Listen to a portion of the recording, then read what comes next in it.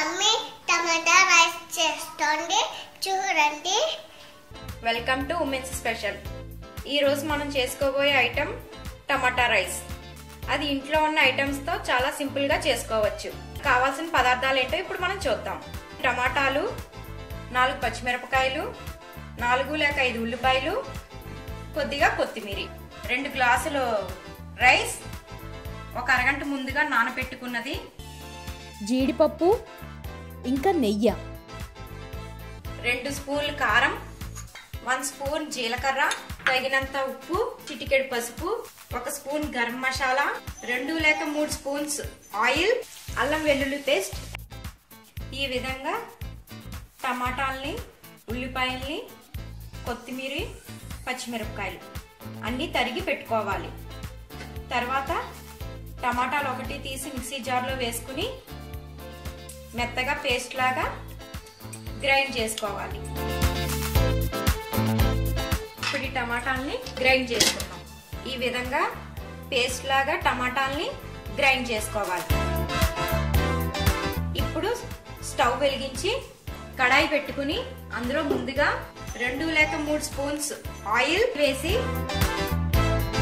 జీడిపప్పుని fry చేసుకోవాలి.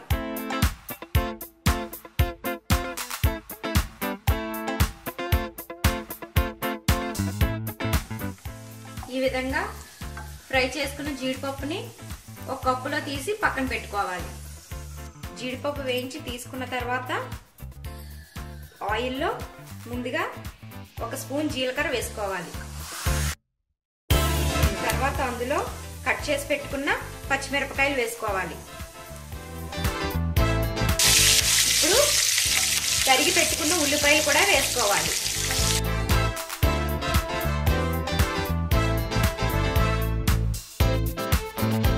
ఈ ఉల్లిపాయలు బ్రౌన్ కలర్ వచ్చే వరకు వేయించుకోవాలి. ఉల్లిపాయలు తొందరగా బ్రౌన్ కలర్ రావాలి అంటే ముందుగా ఇందులో సాల్ట్ వేసుకోవాలి. 1 స్పూన్ సాల్ట్ వేసుకుందాం. చిటికెడు పసుపు కూడా వేసుకుందాం.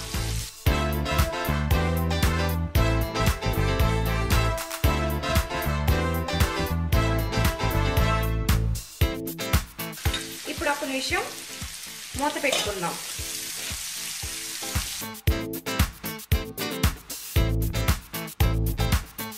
ఇప్పుడు ఆనియన్స్ మగ్గాయో లేదో ఒకసారి చూసుకుందాం.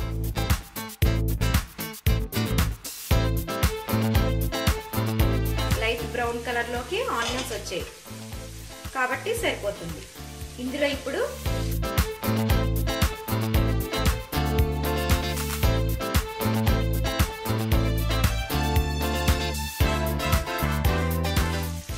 అల్లం వెల్లుల్లి పేస్ట్ యాడ్ చేద్దాం.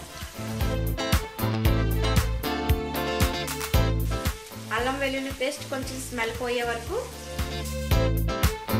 ఫ్రై చేసుకోవాలి.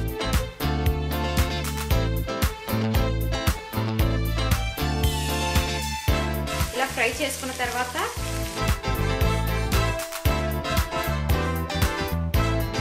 మనం టమాటా పేస్ట్ని గ్రైండ్ చేసి పెట్టుకున్నాం కదా, దాన్ని కూడా తీసుకుని ఇందులో వేసేసుకోవాలి. ఇప్పుడు ఒకసారి కలుపుకుందాం. ఒక 5 మినిట్స్ మూత పెట్టుకుందాం. ఒకసారి మూత తీసి మగ్గిందో లేదో టమాటా పేస్ట్ ని చూసుకుందాం.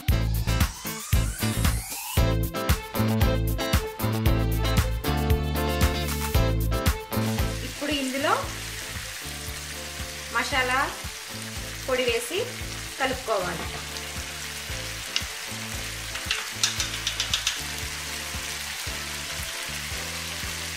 ఒక స్పూన్ మసాలా పొడి,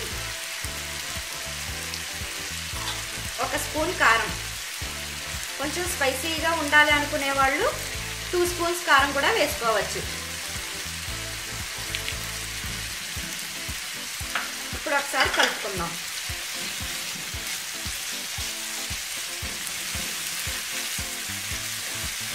కొద్దిగా కొత్తిమీర కూడా ఇందులో వేసుకుందాం.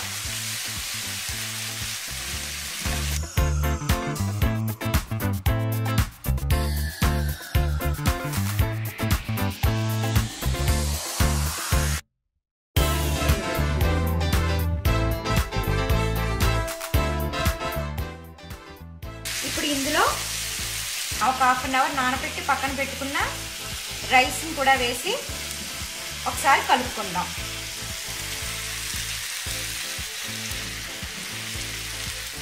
రైస్ వేసుకున్నాం కదా, ఇప్పుడు కూడా ఇది ఒకసారి కలుపుకుని 1 నిమిషం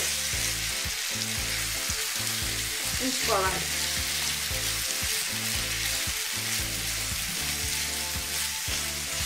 మొత్తం రైస్ అంతా కలిసేలాగా కలుపుకోవాలి. ఈ విధంగా కలుపుకున్న తర్వాత స్టవ్ ఆఫ్ చేసి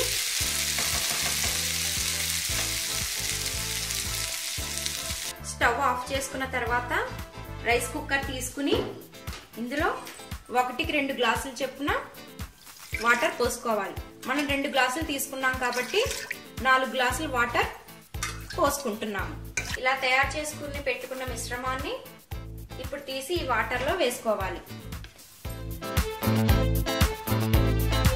ఇందులో ఇప్పుడు 1 లేదా 2 స్పూన్లు నెయ్యి వేసుకోవాలి. ఇందాక ఉల్లిపాయల్లో సాల్ట్ వేసుకున్నాం కదా, అది సరిపోకపోతే ఇంకొంచెం ఇప్పుడు ఇందులో సాల్ట్ వేసుకోవాలి. ఇప్పుడు ఒకసారి దీన్ని కలిపేసి మూత పెట్టుకుని స్టవ్ మీద పెట్టుకోవాలి.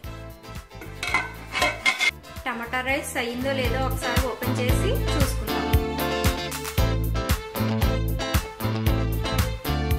గుమగుమలాడే టమాటా రైస్ రెడీ.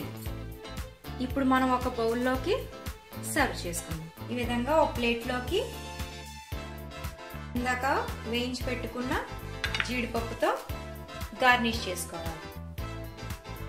జీడిపప్పుతో గార్నిష్ చేసుకున్నాం కదా, ఇప్పుడు కొత్తిమీరతో కూడా గార్నిష్ చేసుకుందాం.